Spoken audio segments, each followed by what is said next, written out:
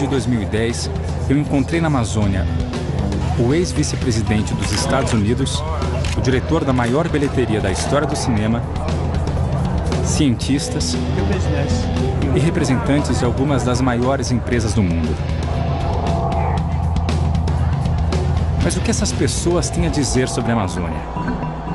You have to have been living in a cave to not know that there are vast stretches of the Amazon rainforest that have been devastated by clear cutting and logging and just burning it off to create agricultural land.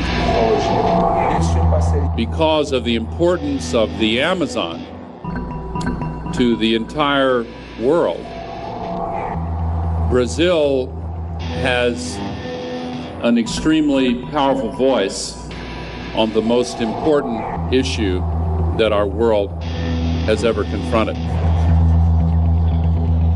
Encontros como esse já aconteceram mais de uma vez na Amazônia. Talvez porque a Amazônia seja um dos assuntos mais em pauta no Brasil e no mundo. Our final story tonight comes to us from the gigantic, largely uncharted rainforest in South America, the Amazon. For decades now, we've been hearing about the disappearing rainforest, but the forest is so vast, it's hard to grasp just how much damage has been done. This is Brazil's Amazon emergency. On a bend in the river, stacks of huge hardwood logs. A Amazônia atrai a atenção do mundo inteiro, mas nem sempre se ouve o que o Brasil, que detém a maior parte da floresta, tem a dizer sobre o assunto. É por isso que nos últimos 2 anos eu viajei uma quilometragem equivalente a uma volta ao mundo para descobrir o que nós, brasileiros, temos a dizer sobre esse tema.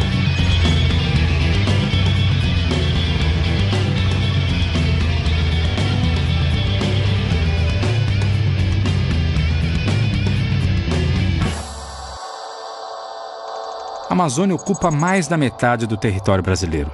Mas ao contrário do que muitos estrangeiros pensam, o Brasil não é só floresta. Eu, por exemplo, moro numa cidade com cerca de 20 milhões de habitantes, considerada a 4ª maior aglomeração urbana do mundo. Na minha cidade não tem floresta, e as únicas onças que eu vi estão no zoológico.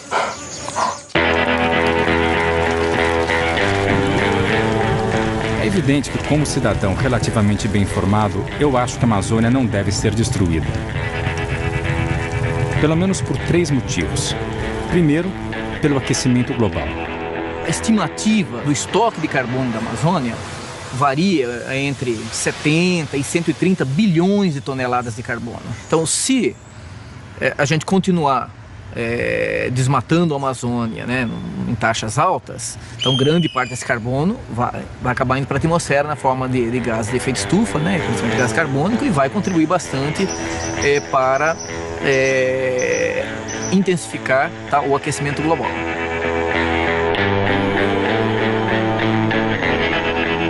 Mas esse não é o único motivo. A importância da Amazônia vai muito além. Nós temos a maior biodiversidade do planeta.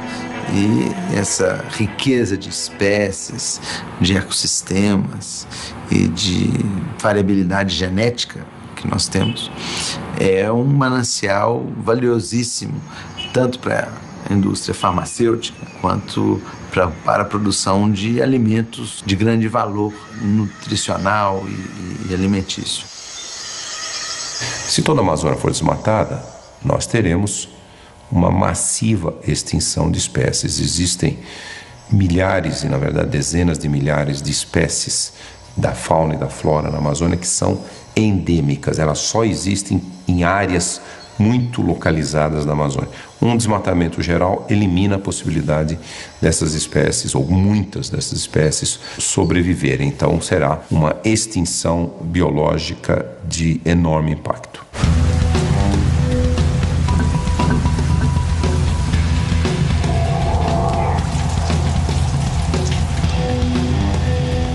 O último grande motivo é porque a água da Amazônia é o que mantém o regime de chuvas no Brasil e em outros países ao lado. É muito importante para a reciclagem de água, uma coisa que é fundamental para chuva, não só na Amazônia, mas em todo o Brasil. Inclusive a geração hidrelétrica no resto do Brasil, em Itaipu, etc., depende de água que vem da Amazônia.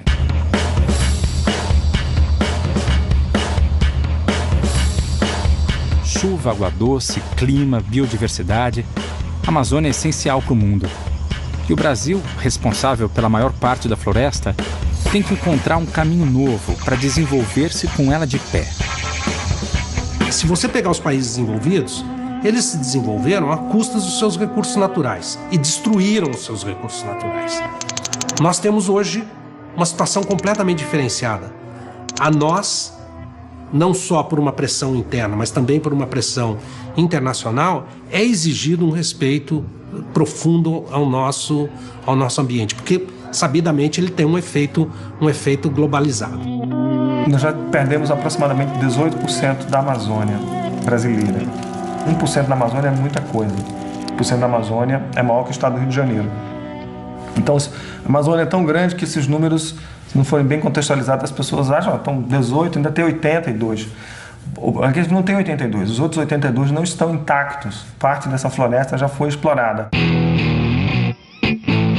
A arqueologia nos diz que o homem habita a Amazônia há pelo menos 11 mil anos. Até 1975, menos de 1% da Amazônia estava desmatada. Desde então, quase 18% da floresta foi destruída. Uma área maior do que a França. Bom, o que levou à destruição é a nossa trajetória histórica, econômica e social e institucional. E o governo, de certa forma, foi o grande responsável. Ele pagava para desmatar, ele criou toda uma lógica de que o processo de integração da Amazônia teria que passar pelo desmatamento. Com todas essas informações na cabeça, eu fui até o sul do Pará, uma das áreas mais desmatadas da Amazônia nos últimos 40 anos. É a terra onde mora Lázaro, um fazendeiro que veio há 35 anos para a Amazônia. A minha vinda para o Pará é uma história longa, viu?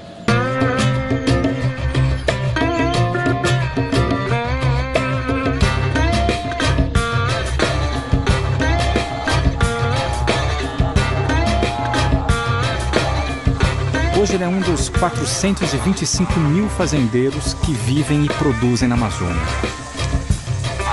É mais um dos que chegaram aqui nos anos 70 apenas com um sonho. Mas para realizar esse sonho, ele precisava primeiro destruir a floresta.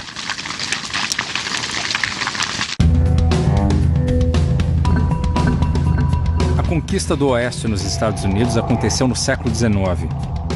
Em pouco mais de 50 anos, todos os índios já estavam mortos ou trancados em reservas. E o território de leste a oeste tinha sido devidamente conquistado. A nossa conquista do Oeste, ou melhor, do Norte, foi feita por gente como Lázaro, incentivado pela política de ocupação idealizada pelos militares. A Amazônia aparecia no imaginário do país como um vazio demográfico, diziam os militares naquela época. Um vazio demográfico que precisava ser ocupado em nome da segurança e da soberania do Brasil, etc. A população amazônica era muito pequena, né? Alguns anos atrás. Então, aqueles que pensaram no desenvolvimento da Amazônia, pensaram na maneira de você, na ocupação dessa Amazônia. Então, eu não tenho dúvida que isso foi um fato positivo. O modelo dos militares, na época, a ideia central era boa, que era fazer a integração da Amazônia, finalmente. Eu vejo assim, que eu acho que a gente tinha que ter reconhecimento, que eu acho que nós temos muito valor por chegar aqui como chegamos, passar por tudo que nós passamos e fazer com que esse Estado saísse de uma cultura, que é uma cultura, na época extrativista, para uma cultura produtiva. Mas nem todo mundo acha que isso foi um fato positivo. A tentativa do regime militar de ocupar a Amazônia com base em critérios geopolíticos de ocupação de território foi um pesadelo. Foi um pesadelo. O problema da Amazônia é que parte das pessoas que vieram para cá, motivadas pela sua herança cultural e pelas políticas públicas, vieram para cá para desmatar a Amazônia. Nós fomos obrigados a desmatar tudo. Primeiro, você tinha que desmatar 50% para regularizar a propriedade. Aí depois você foi obrigado a desmatar a área remanescente para você ficar livre desses movimentos de garimpeiro, esse movimento social, de evasão de terra. Porque você não tinha o Estado para te proteger. Porque o cara achava que a sua reserva era terra devoluta. E aí você dava o direito de querer entrar. Então, pra você segurar aquela propriedade, você tinha que ser obrigado a tirar a reserva. Então, o que é que veio? Vem o fazendeiro fazendo aquilo que é o desbravamento da terra no estilo da destruição do pau-brasil, dos primórdios da colonização, que é coloca a floresta abaixo e faz qualquer coisa. Como é que você latifundia?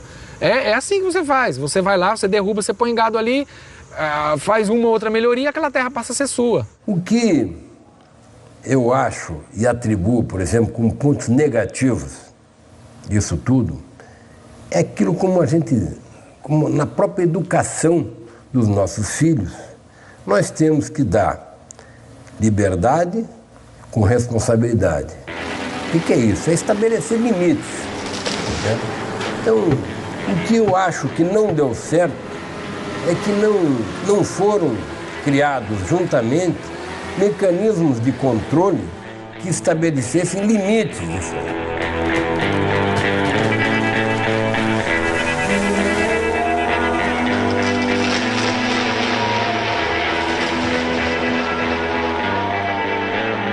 É difícil julgar o que aconteceu 40 anos atrás. Naquela época não se falava em meio ambiente e não havia ameaça do aquecimento global. A floresta, para a maioria, era apenas mato e atrapalhava o crescimento do Brasil. O mais importante era produzir. Porque o Pará tem uma vocação fantástica para a agricultura e pecuária. Por causa do clima, do sol e da chuva, entendeu? Então aqui, e por causa também da logística. Você vê, nós hoje estamos próximos dos mercados consumidores. A pecuária extensiva foi a maneira encontrada para se colonizar os grandes espaços. Nos últimos 40 anos, o total de cabeças de gado na região passou de 1 milhão para 60 milhões. 3 bois por habitante da Amazônia. Existem mais bois aqui do que em toda a Europa Ocidental. Eu vou subir aqui. Todo mundo fala, vamos preservar, vamos preservar, vamos preservar. Quando eu cheguei aqui no Pará, na década de 76, o paraense não conhecia leite de vaca. A carne que se comia no Pará era toda importada.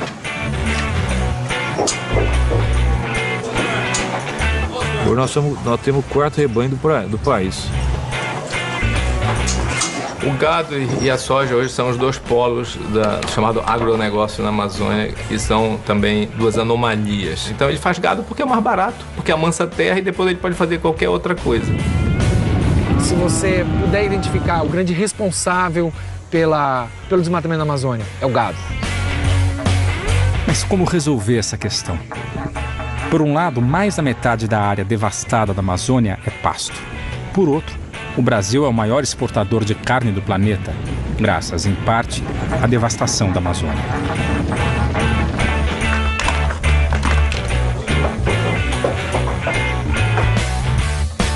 Eu só falo, meu, eu falo, rapaz, pode ser o pior negócio do mundo, mas eu não paro de criar boi. Entendeu? Só paro o dia que eu morrer. Criar boi de maneira extensiva pode ser um bom negócio para o Lázaro, mas certamente não é para a floresta. As estatísticas mostram que há menos de 1 boi por hectare nas terras desmatadas da Amazônia. 0,9 boi, se isso fosse possível, né? Substituir floresta por pecuária de baixíssima produtividade certamente não é uma atividade que deve ser recomendada para a Amazônia.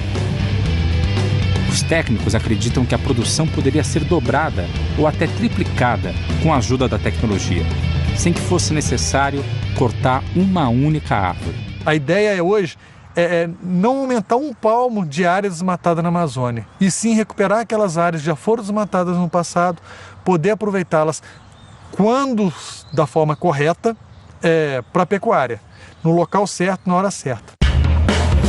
Mas não é tão simples assim.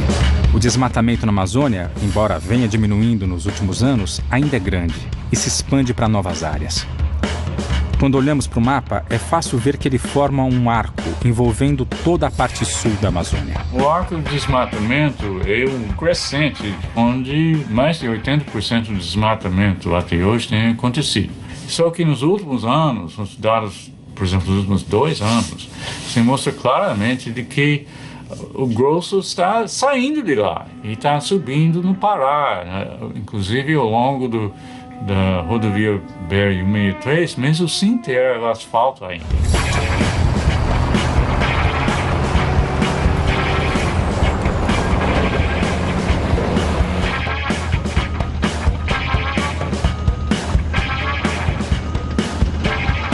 As estradas, elas partiram de uma concepção cartográfica da Amazônia. Qual foi a diretriz? Vamos colocar os pontos não navegáveis dos rios.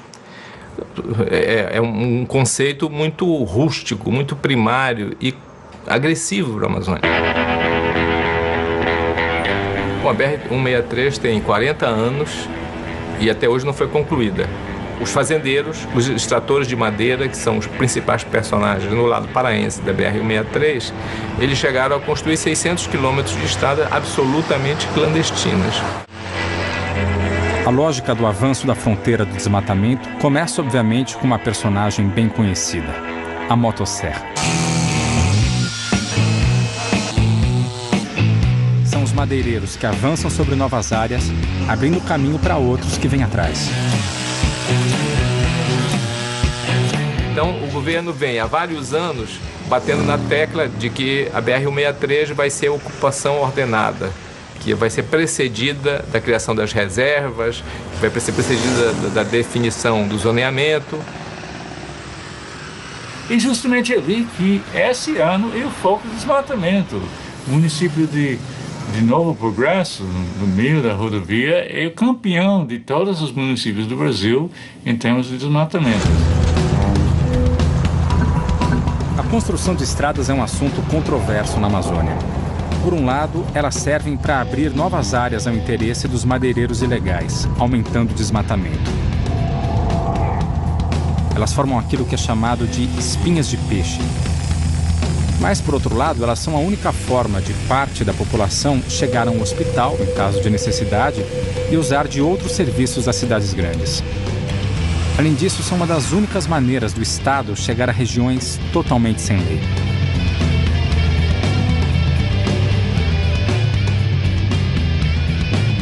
Esses aí são funcionários do INCRA, o órgão responsável no Brasil por fazer a reforma agrária, que nada mais é do que uma distribuição mais justa da terra. Eu encontrei com eles nesse restaurante de beira de estrada, a 400 quilômetros de Santarém, na BR-163. Nosso destino é justamente a cidade de Novo Progresso, a nova capital do agronegócio e, consequentemente, do desmatamento e do conflito. Os pequenos produtores, né, eles estão localizados em áreas que são menos favorecidas, né, mais distantes do eixo da BR. Com a questão da ocupação desordenada, a gente vê os grandes apertando os pequenos, e os pequenos estão ficando cada vez mais longe das comunidades ou das cidades, né, dificultando o seu acesso, transporte, escoamento de produção. O pequeno hoje, qual foi a alternativa para que ele tivesse o seu direito reconhecido? Foi colocá-lo em projetos de assentamento, né? Foi a criação de projetos de assentamento. O INCRA foi criado pelo governo em 1970 para tentar mediar a luta pela terra. Esses conflitos foram e são o resultado da política de ocupação da Amazônia adotada pelos militares. Eu tinha uma visão muito simplista da Amazônia. Eu esperava chegar aqui e encontrar o lado bom e o lado ruim de cara. Isso foi muito difícil para mim compreender, né? Nos primeiros 6 meses, 1 ano em que eu vivi aqui, a impressão que eu tinha é que era uma guerra de todos contra todos e que eu não sabia de que lado eu estava. Né? De que lado o INCRA estava, de que lado o governo brasileiro estava, enfim. Até mesmo porque nessa guerra de todos contra todos, esses diversos agentes em oposição entre si, o Estado também tem uma atuação ambígua, né? Ambígua e contraditória, que isso é da natureza do Estado, né? Ter trazer vários interesses para o seu bojo, né? Então, ora ele atua do lado do agronegócio, ora ele atua do lado da reforma agrária. O Fagner é um cara muito idealista. Ele tem 26 anos, curso superior, saiu da sua vida confortável no Rio Grande do Sul e se mudou para Santarém, no Pará, com o objetivo de ajudar na reforma agrária. A relação de forças aí é muito desigual, né? Nós estamos brigando com um facãozinho, né, contra todas as armas do poder econômico, do poder político, né, e muitas vezes do próprio judiciário, da própria estrutura estatal, né, que é toda ela voltada para conquista das fronteiras agrícolas, para agregação de riquezas, né? Então, nós estamos lutando contra a força do sistema.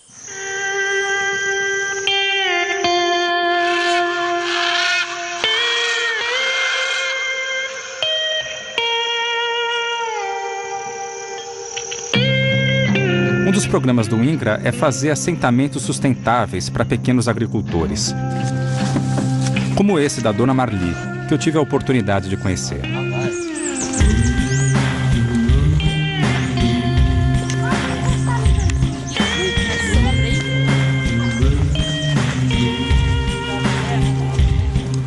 Hoje, o pequeno agricultor depende basicamente do apoio do Estado. E o apoio do Estado para o pequeno agricultor tem um nome: INCRA. O seu lote é de comprido, assim, né? Que nem esse. Esse assim, para lá. Minha leitura tem, né? Não se importa não. Dona Marli, o nosso trabalho hoje aqui é fazer uma vistoria rapidinha para identificar o que a senhora tem de benfeitoria, criação, plantações, né? Porque a gente está na iminência de pagar os créditos, apoio inicial e habitação no projeto. Tá, Dona Maria? Era isso que a gente precisava com a senhora. De quem está morando. Muito obrigado. Eu que agradeço. Nós temos que seguir aí. Tá. Até outro dia. Esse modelo de assentamento, ele tem algumas peculiaridades. Ele demanda grandes áreas, demanda áreas riquíssimas, né? Então ele entra na disputa com outros interesses. Tanto para mim é alegria estar aqui. Apesar desse assentamento ainda não ser completamente legalizado, né? Que eu espero que a hora que ele tiver mesmo, assim, falar, olha, agora é assim sim, né? Agora tá certo, né? O que pertenceu a fazendeiro já foi, e já é dele, ele tá resolvido com a vidinha dele lá, e vocês com a de vocês aqui, com seus sitinhos, plantando, criando. E esse é o meu sonho, e ficar em paz, né? Esse é um dos pontos chaves que tem que ser trabalhados na Amazônia, a questão da posse da terra, de quem é a terra. Quando eu falo para um produtor que ele tem que recuperar a nascente dele, ele tem que ter certeza de que ele é dono da terra. Se ele tiver certeza de que ele é dono da terra, com certeza ele vai ter ainda mais interesse em preservar. Se ele acha que um dia ele vai perder aquela terra, ele não vai investir para manter aquela terra a longo prazo. Ele vai pensar só em tirar, porque um dia ele pode não ser dono daquela terra. Um dos trabalhos do INCRA é mapear as propriedades na Amazônia. No futuro, ainda bem distante, o governo será capaz de comparar os mapas da devastação com o mapa das propriedades. E aí sim, descobrir quem são os verdadeiros responsáveis pelo desmatamento e aplicar a lei. Tem uma contradição na política do governo de, em parte, jogar do lado da solução e, em parte, jogar do lado do problema. Quando o governo coloca um assentamento de reforma agrária numa área de floresta, ele está do lado do problema. Ele está, de fato, usando a floresta para resolver no curto prazo uma demanda social, mas no médio prazo essa demanda social não vai ser resolvida, porque a floresta não é o local para fazer reforma agrária. Mas o governo, quando cria uma reserva ambiental e numa área que seria desmatada, o governo, de fato, está jogando do lado da solução. Então nós estamos indo com destino a Fazenda Marambaia. É uma fazenda que tem um acampamento sem terra na frente dela. E nós vamos reunir com alguns produtores que estão lá, inclusive o proprietário. Está sendo objeto de especulação desses movimentos agrários liderados por essa sigla MST, né? Que tanto terroriza o Brasil.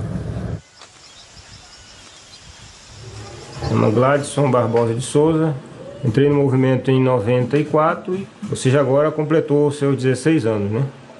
Esse confronto com os fazendeiros e com os empresários da região é É um enfrentamento direto, né, na luta pela terra. Então, e hoje ele é um pouco mais acirrado, porque tanto o MST também conseguiu se organizar mais, né, e também os fazendeiros conseguiram se organizar cada vez mais. Quando a gente está discutindo a questão da reforma agrária, para os fazendeiros, o que vem na cabeça deles? Que a gente não vai ficar rico. Quando a gente ocupa a terra, a gente não vem com uma, a gente vem com uma proposta de desenvolvimento. Que não é mais incorporar só aquele que vai ficar rico pessoalmente, mas que vai pensar uma lógica de organização para uma sociedade toda, para uma comunidade toda. Se os assentados têm a proteção do INCRA, o Jorge e seus amigos conquistaram seu pedaço de chão militando no MST, o Movimento do Sem Terra. É uma outra forma de tentar equilibrar a disputa pela terra, ocupando fazendas e muitas vezes partindo para o confronto aberto. Nasci na periferia de Belém, no bairro chamado Guamá. Eu acho que como conquista fundamental foi ter espaço de moradia, ter espaço de educação dos meus filhos, que eu não teria se estivesse numa periferia de uma capital. A gente, quando entra numa ocupação, quando a gente vai para um acampamento, a gente vai sabendo que lá a gente vai viver mais e a gente vai viver melhor. Porque a gente quer sair daquelas condições que a gente tinha lá na cidade para construir uma outra. Porque ninguém sai de uma condição de vida para ir para uma outra pensando que vai piorar, que vai morrer, que vai, né? A gente sempre pensa que vai para melhorar, para viver melhor. A dificuldade muito grande dos movimentos sociais se consolidarem na região é exatamente pelas pressões que recebem pelo longo histórico de impunidade daqueles que agem contra os trabalhadores, né? Praticamente todo presidente de sindicato de trabalhadores rurais aqui já recebeu várias ameaças, né? O presidente da associação que combate o madeireiro, né, ele é ameaçado, ele tem a sua casa queimada, enfim, esse é o cotidiano, né, de um lugar em que o Estado esteve ausente durante muito tempo.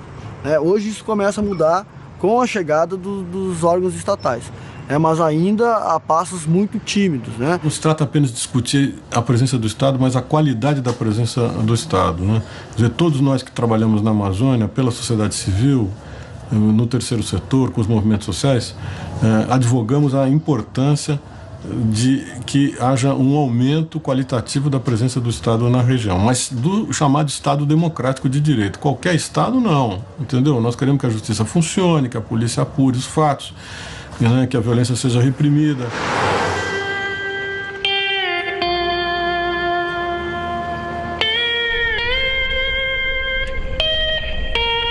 Ô, pessoal. Como é que tá? Vamos, senhor? Joia? Beleza? Tá tudo bom? Joia. O meu depoimento é como produtor rural na região, município Curionópolis, Fazenda Marambaia. Depois de 35 anos, eu estou sendo ameaçado na porta da minha propriedade por movimento social, que estão acusando de improdutiva, de documento falsificado e mais um tanto de coisa. Então, isso é revoltante para uma pessoa que passou a vida trabalhando, construindo uma coisa e depois de tantos anos você vê a coisa que parecendo que vai ruir sem apoio de autoridade, sem reconhecimento do Estado. Do seu trabalho, para que faça do meu trabalho, como de todos os nossos vizinhos que estão na mesma situação. É o que nós estamos vendo acontecendo no sul do Pará. Infelizmente, essa é a realidade. Nós, produtores rurais, e hoje nós não devemos mais falar fazendeiro, isso acabou. É o produtor rural, né? Que está segurando a balança comercial, não só aqui, mas no Brasil inteiro. Mas nós somos os produtores mais discriminados pelo Estado. Porque nós estamos na Amazônia. Porque estamos aqui na Amazônia e, infelizmente, temos a complacência com esses pseudo-movimentos, que é um verdadeiro favelamento. Quer dizer, se o cidadão já é aculturado, ele é ignorante, e lá no campo, onde ele está sendo assentado, sem a menor estrutura, como hospital, escola, estradas, se ele já não tem perspectiva não ter essa escola. Qual é a perspectiva do filho desse cidadão? Se assenta por emoção. Se assenta por emoção. Por política. Por voto. Por voto. A busca do voto. Isso nós não suportamos mais. Mas nós resolvemos dar um basta aqui. Nós resolvemos dar um basta aqui. Aqui, esses movimentos não vão nos empurrar 1 metro, não. Vai ser difícil. Porque nós vamos reagir e empurrá-los para 1 metro para trás. Daqui para frente vai ser dessa maneira. Porque um homem acuado, como nós estamos aqui, ele não mede, às vezes, as consequências. É uma situação difícil.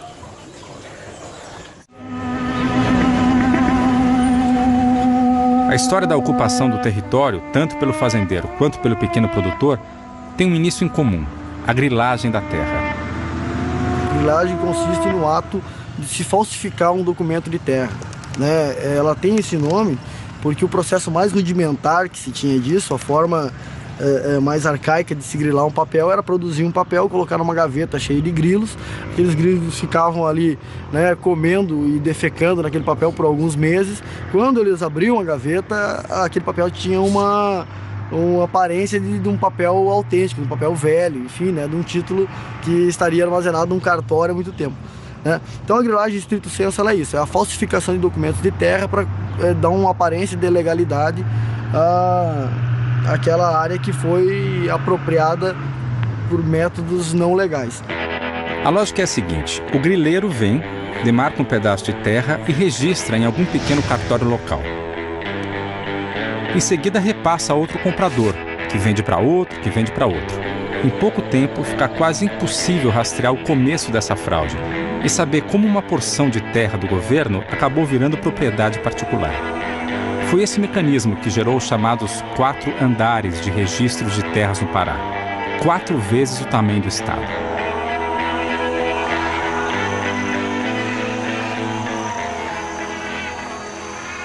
Não, aqui dentro, até por enquanto, assim, eu tô bem. Sobre esses pessoal aí, todo mundo são meus amigos aqui. Mesmo os caras que perderam aqui, que fizeram esse pedacinho aí, tudo pegou e ficou... Ficar tudo de bem, não tem problema algum. Tem que manter essa harmonia aí com o pessoal, né? Com os assentados, que começando aquele negócio de ameaça, de briga aí, fica ruim. Não, mas é que naquele tempo que não queria que eles sentavam aqui, eu tenho que ameaçar, porque se eu não ameaçava, vieram uma vez com 3 espingardas aí, e falei, mas rapaz, vocês estão aí ficando besta. Vocês sabem que vocês não conhecem quem é eu?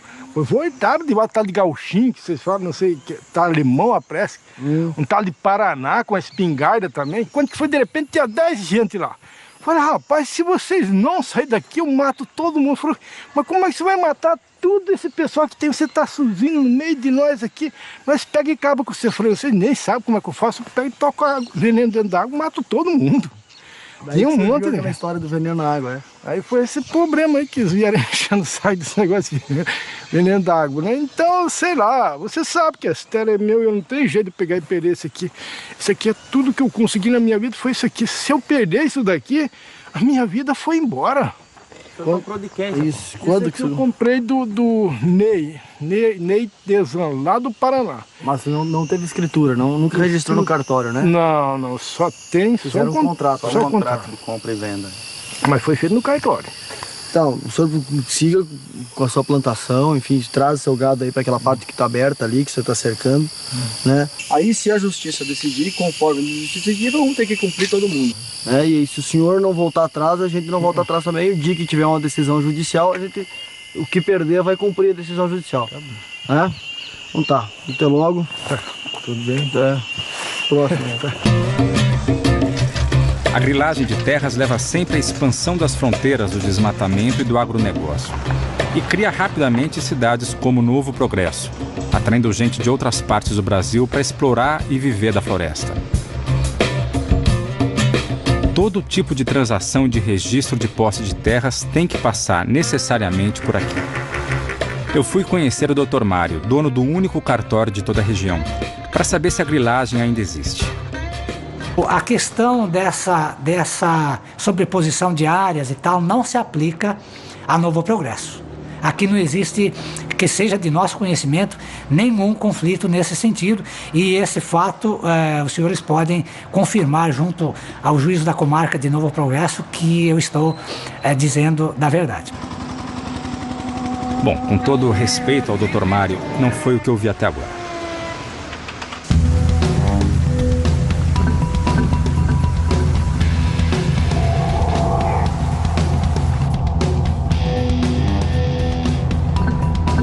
Mas seria simplificar tudo o que vi dizer que o problema da Amazônia está somente na pecuária extensiva ou na propriedade legal. Ao longo dos milhares de quilômetros que percorri, pude ver o quanto a miséria pode ser um fator de destruição da floresta.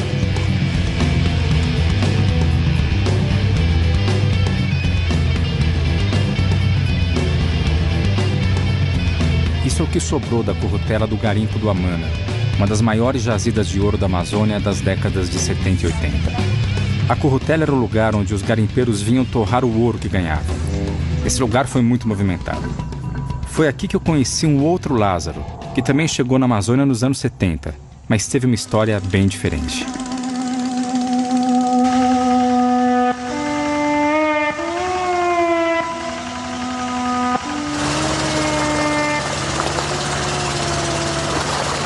Bom, garimpo para mim, a princípio foi assim uma febre, um mal, entendeu? E o bem, porque eu não posso me queixar de garimpo. Ganhei dinheiro com garimpo em 1984, no Marupá, no Alto Tapajós. Nós produzimos uma média de 150 quilos de ouro.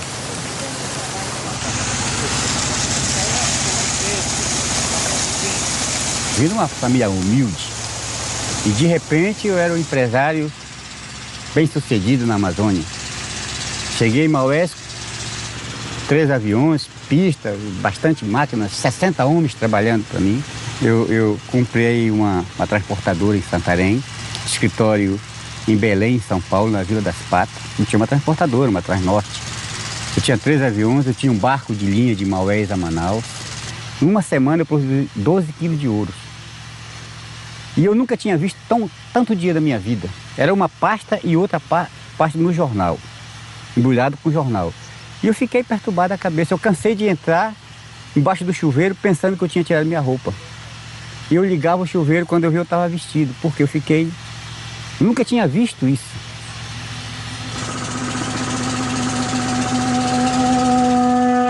Então eu investi errado, porque eu não tinha tempo para tomar conta disso. Eu botava terceiros, entendeu? E no final não deu certo. E você ganhou bastante dinheiro, isso aí não tem que negar não. Ganhou bastante dinheiro, isso aí... Mas foi tudo de água abaixo de novo, né? Chegou o ponto de eu não ter nenhuma bicicleta para andar em cima.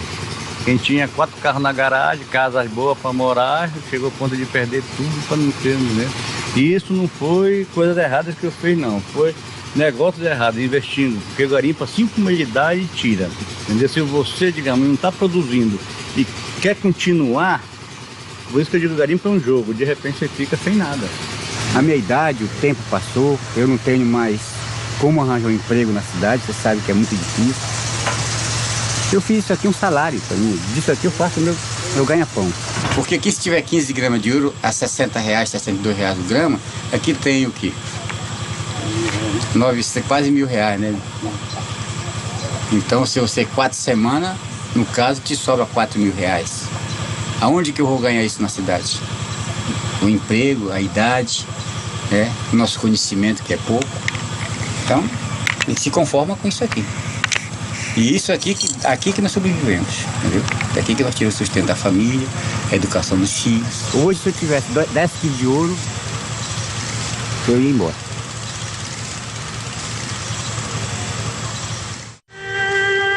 A vida incerta do garimpeiro ainda atrai muita gente. Existem mais de 1.300 pontos de garimpo ilegal em toda a Amazônia, muitos deles dentro de terras federais ou de reservas indígenas. É uma febre que deixa muitas marcas.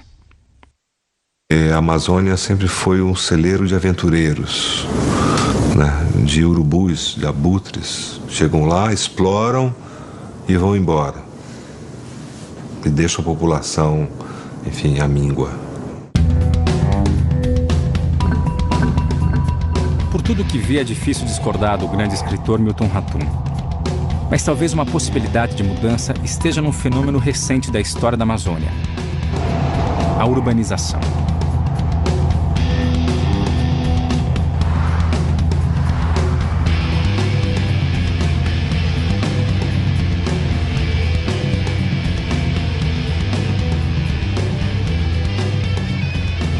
A Amazônia hoje está em grande parte urbanizada e há concentrações enormes, né? Talvez o exemplo mais gritante é o estado do Amazonas, onde Manaus é uma cidade enorme, é uma metrópole, entendeu? E as outras regiões do estado têm baixa densidade.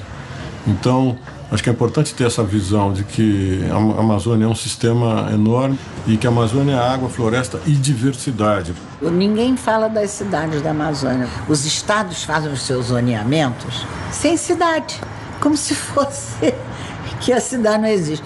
E, no entanto, 70% da população da Amazônia vive em núcleos urbanos. Acontece que as cidades são cidades absolutamente sem dinamismo algum. São as trocas entre cidades que dinamizam as cidades. E para isso você tem que ter indústria.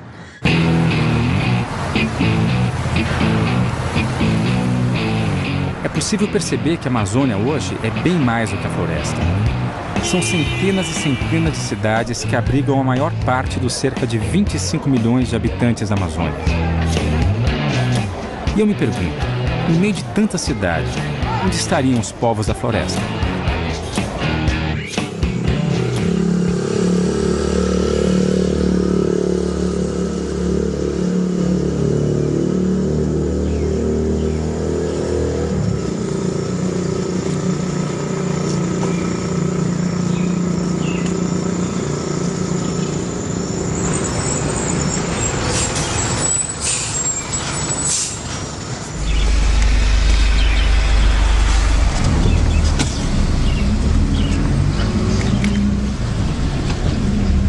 A minha cidade, ela é uma ótima cidade para morar, né? Tem tudo que você imagina, assim. Quando falam que aqui só tem floresta e só tem, tipo, índio, essas coisas, isso me deixa um pouco chateada, porque aqui tem muita tecnologia. Aqui é um estado, né? Um lugar onde tem muita tecnologia. É um lugar, assim, tipo, acho que um paraíso mais modernizado, entendeu?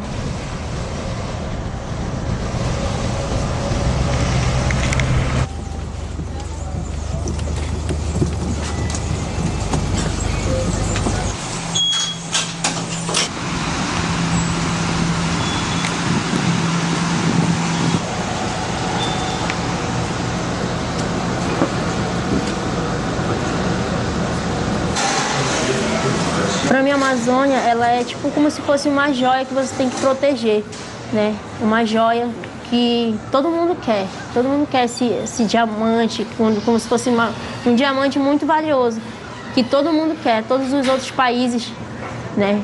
Países fora daqui, Estados Unidos, não sei. E ela é nossa, ela é minha.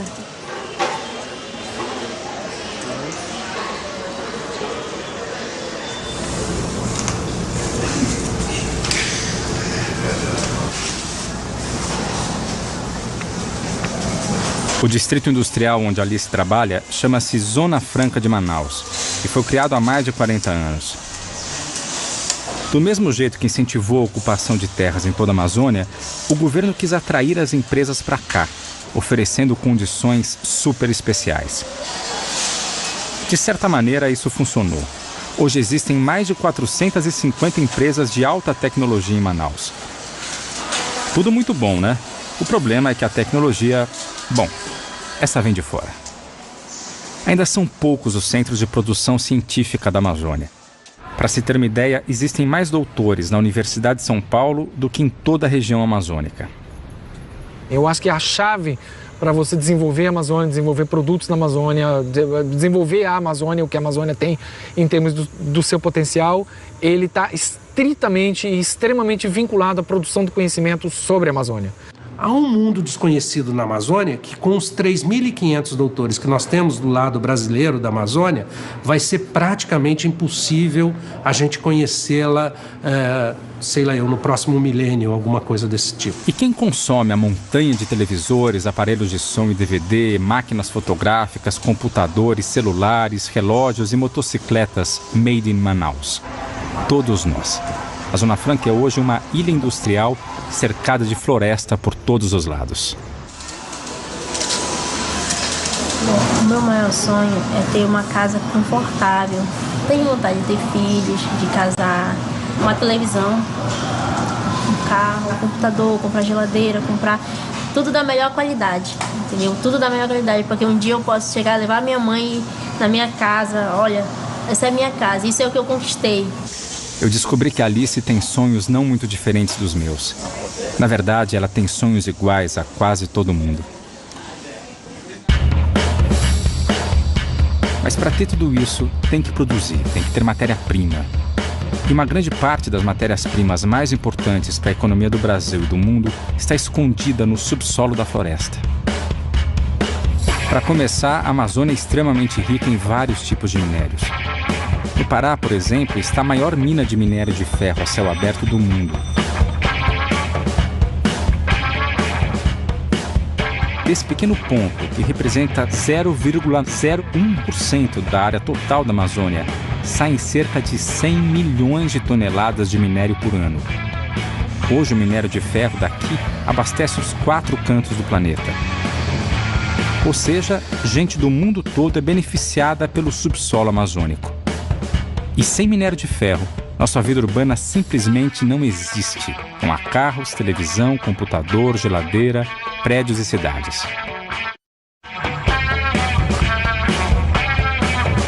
A outra matéria-prima essencial para manter o nosso estilo de vida é um velho conhecido, o petróleo. A Amazônia também tem petróleo. A 650 quilômetros de Manaus fica o principal polo de produção da região, Urucu.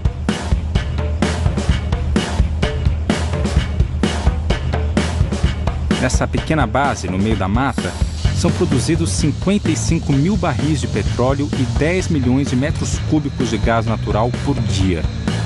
O petróleo é considerado de altíssima qualidade e é usado para pôr gasolina no nosso carro, entre outros usos.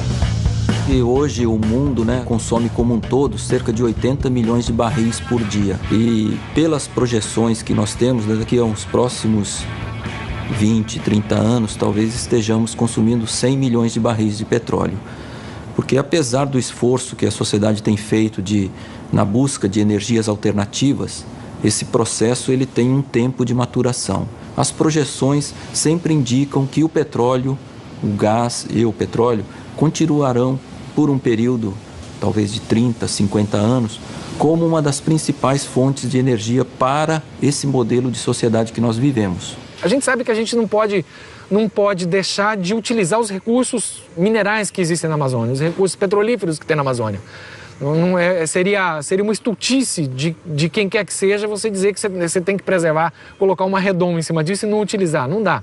Você tem que saber utilizar. Você tem que utilizar com o menor impacto possível. O nosso estilo de vida coloca pressão sobre a floresta. Disso eu não tenho mais dúvidas. Mas, ao mesmo tempo, é impossível pensar que estejamos preparados para abandonar essa maneira de viver.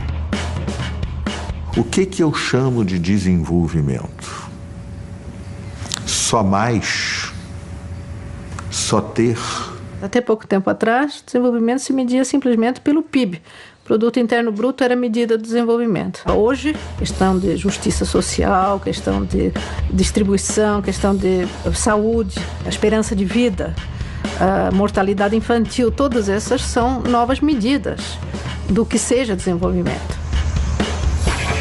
Muitas empresas que estão na Amazônia, extraindo as matérias-primas que garantem a nossa vida do jeitinho que ela é, já estão falando de uma maneira diferente.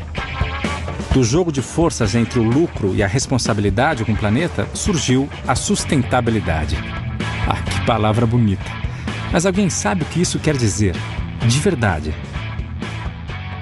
Olha, tem um pesquisador inglês que classificou mais de 20 ou 30 conceitos de sustentabilidade, nem sempre compatíveis entre si. Como toda palavra que entra na moda, ela acaba servindo de pau para toda a obra. Eu costumo participar de algumas reuniões científicas por aí e ninguém, eu acho que conseguiu adequadamente definir o termo sustentável, né, ou sustentabilidade. Ninguém sabe. Nós sabemos que o desenvolvimento atual é insustentável. Eu acredito que nós temos o desafio de fazer uma revolução no processo civilizatório. Os padrões de consumo que nós temos hoje são absolutamente não sustentáveis. Para dar uma ideia da magnitude desse desafio, nós precisamos reduzir o nosso consumo de energia em mais de 80% até 2050. Reduzir a conta de luz em 80%? Será que isso é possível? Bom, num mundo como o nosso, onde a economia dita as regras, talvez a única maneira de frear a destruição seja colocar um preço na floresta. A natureza, ela nos presta muitos serviços, do qual nós nunca nos demos conta por pura arrogância, como estão aí de graça ao montão, a gente trata, em linguagem de economista, como bem público. Tá aí, pode usar. O ar que a gente respira, eu não pago pelo ar que a gente respira. Se faltar e ficar que nem uma dança de cadeira, vai faltar ar, um vai morrer, você vai ver que na mesma hora vai ter preço. A economia de mercado tem muitas falhas. Uma delas é a incapacidade de dar valor econômico a alguns serviços ambientais que são providos pelas florestas. Existe um movimento muito importante nos últimos anos de atribuição de valor, de quantificação econômica desses serviços ambientais. O que são esses serviços são funções dos ecossistemas a que os homens vêm atribuindo valor, como o carbono, como a água, de certa maneira, como os serviços da biodiversidade, os serviços que a natureza presta. São inúmeros. E tem um, inclusive, que é o existencial, que é, para mim, o mais importante. A natureza é o fundamento da nossa existência, ou não? Mas esse ninguém dá bola.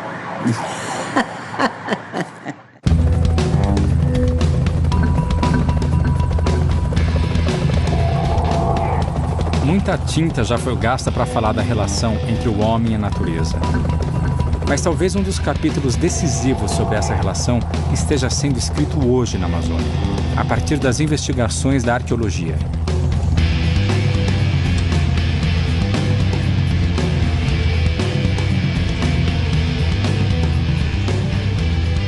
A gente sabe hoje que a Amazônia é ocupada há pelo menos 11 mil anos.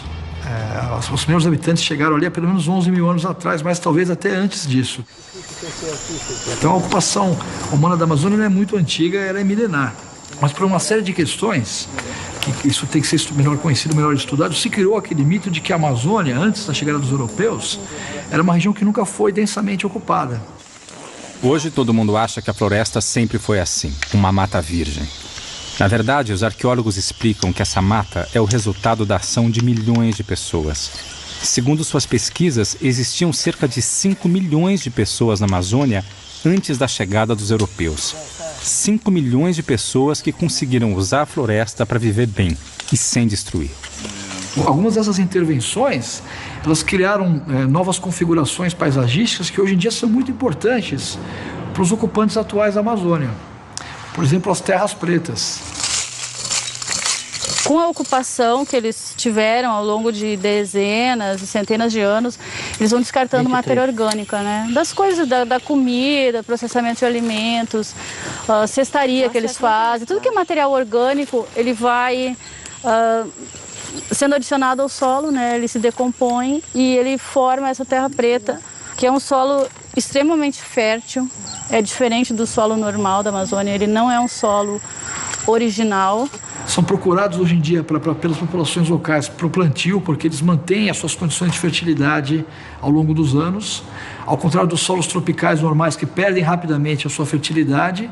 E nós sabemos hoje em dia, graças à arqueologia e os trabalhos feitos pelas ciências de solo também, que esses solos foram criados pelos antigos habitantes da Amazônia a partir de 5 mil anos atrás, inicialmente na região do Alto Madeira, em Rondônia, e depois em outras partes da bacia amazônica. A gente sabe que a agricultura na Amazônia é muito antiga. A mandioca é uma planta que foi domesticada há milhares de anos, talvez há 8 mil anos atrás. Isso é engenharia genética. Domesticar uma planta, transformar uma planta selvagem numa planta cultivável, como a mandioca, é um conhecimento sofisticado sobre as plantas, sobre a natureza amazônica. Então, esse conhecimento existia.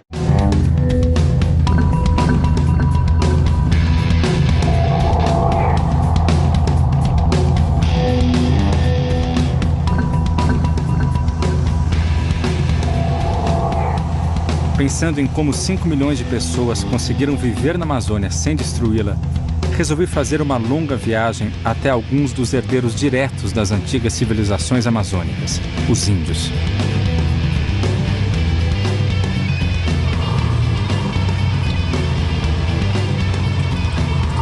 Choveu muito aqui, tá mole a pista. Atualmente são mais de 200 povos indígenas na Amazônia, alguns deles sem contato algum com o homem branco. Entre esses povos, existe uma das maiores diversidades de culturas e línguas de todo o planeta. No Brasil são cerca de 160 línguas indígenas. Tá? Na Amazônia, cerca de 2/3, mas de 100 a 110 talvez, na Amazônia. Então, na Amazônia e no Brasil, você tem línguas tão ininteligíveis quanto o russo e chinês, quanto tailandês e inglês, por exemplo. Os índios também lutam pelas terras da Amazônia. E volta e meia seus detratores valem-se de inúmeros preconceitos para desqualificá-los. Um dos preconceitos mais difundidos é o de que a cultura indígena teria desaparecido. Afinal, alguns índios usam bermuda, outros falam no celular. Quem usa essas coisas ainda é índio? Olha, isso é o tipo de preconceito que você tem com minorias. Porque, veja bem, a gente não se veste como nossos pais, nossos avós, nossos bisavós. A gente não come as mesmas coisas, a gente não faz as mesmas coisas, a gente não fala do mesmo jeito e, no entanto, ninguém põe em dúvida a nossa identidade, tá certo? Somos brasileiros ou o que seja, enfim, isso não é problema.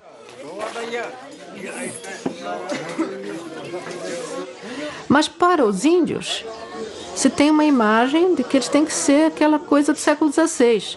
Quer dizer, andarem pelados, usarem arco e flecha ou borduna, né? E, enfim, mostrarem performaticamente que são aqueles índios que a gente espera. Só que a história passou para eles também, tanto quanto passou para nós. E quem é que diz que uma sociedade é indígena ou não? Então, o que constitui uma sociedade indígena? E aí eu acho que a resposta é o seguinte, é exatamente essa consciência de uma continuidade histórica, né, com uma sociedade pré-colombiana, uma sociedade que estava aqui antes dos outros.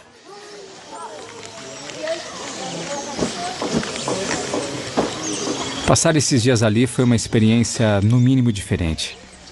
Eu já viajei para vários países do mundo e nunca achei que estivesse num universo tão distante.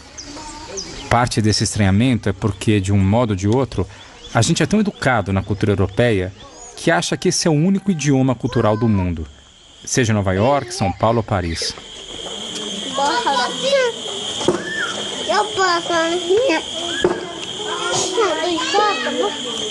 Quando eu cheguei, eu não sabia falar na língua, e aí fiquei dependendo da ajuda de uns poucos intérpretes.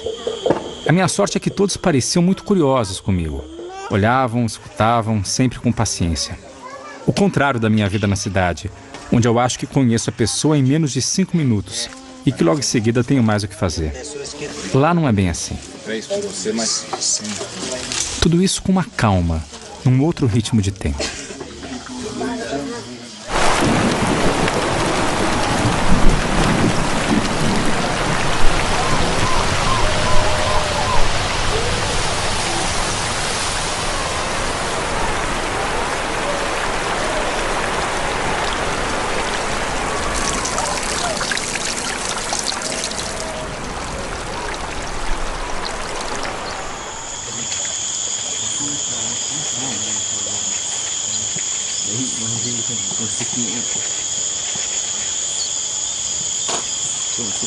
A floresta é a casa do povo Yanomami.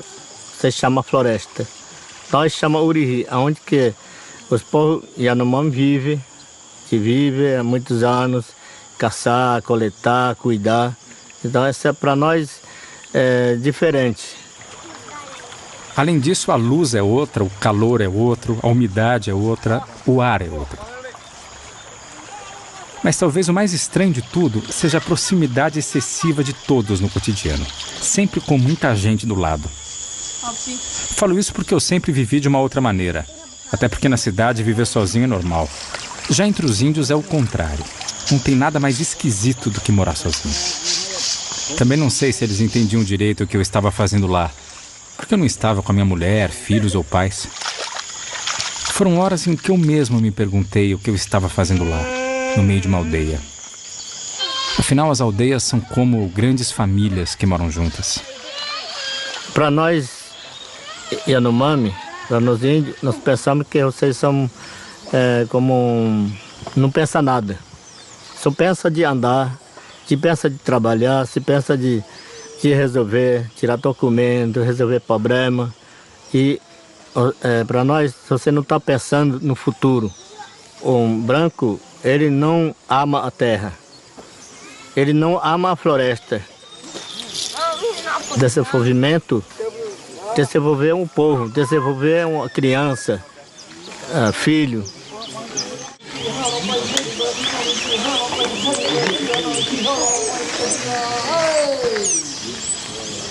Cada vez mais descubro que não se vai para a Amazônia impunemente. Acho que eu só pude entender um pouco mais esse universo depois que eu fui falar em São Paulo com outras pessoas.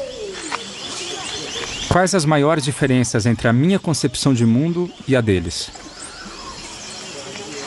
Já começa, digamos, na relação homem-meio, né? Ou homem-terra, se a gente quiser, para chegar mais fundo. Né? Porque, digamos, eu acho que para os povos indígenas, a terra não pertence a eles, são eles que pertencem à terra. Né? Para nós, a terra é um objeto inerte, certo? Mensurável e, digamos, apropriável. Né? Ela pode nos pertencer coletivamente, individualmente, etc. Mas, enfim, a questão da propriedade já é imediatamente colocada. Digamos, a terra não é separada, a floresta não é uma entidade separada de gente, de bicho, de planta, de espíritos, né? E, portanto, você tem que tratar, do ponto de vista cosmológico, com esse todo. Um dos mais influentes pensadores do mundo atual, o antropólogo Eduardo Viveiros de Castro, ajudou-me a entender um pouco melhor a relação entre o homem e a natureza para os índios. São incontáveis os mitos indígenas que começam. No começo, os animais eram gente. No começo, tudo era gente. Há mesmo um mito, Kaxinawá, se não me engano, que começa radicalmente. No começo não havia nada, só havia pessoas. Pra gente o problema não existe esse tipo de problema. Bicho é bicho, gente é gente, né? Agora lá as coisas não funcionam bem assim.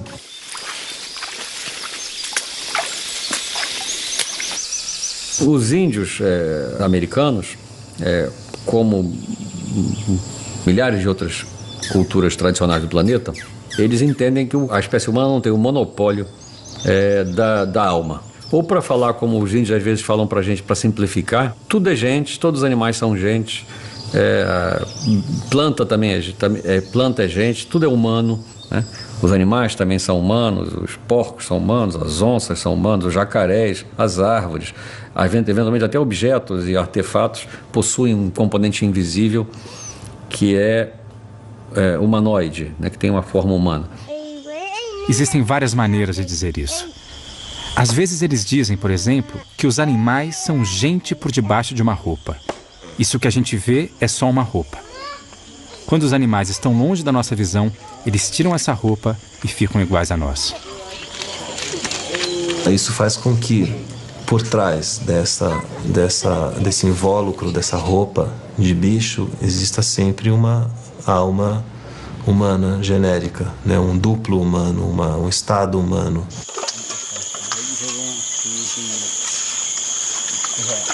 Dizem os índios que isso gera uma série de consequências e indagações. Por exemplo, o que nós comemos quando comemos os animais? O que matamos quando matamos animais e derrubamos árvores? Afinal, se todos são seres humanos, isso deverá ter consequências. Não é um mundo de Walt Disney, né? No qual todos os animais são gente, olha que bonitinho. Precisamente porque todos os seres são humanos, tudo é muito... Você tem que saber onde pisa, porque você nunca sabe com quem está falando, quem está ouvindo, né? E no pé de quem que você está pisando, literalmente.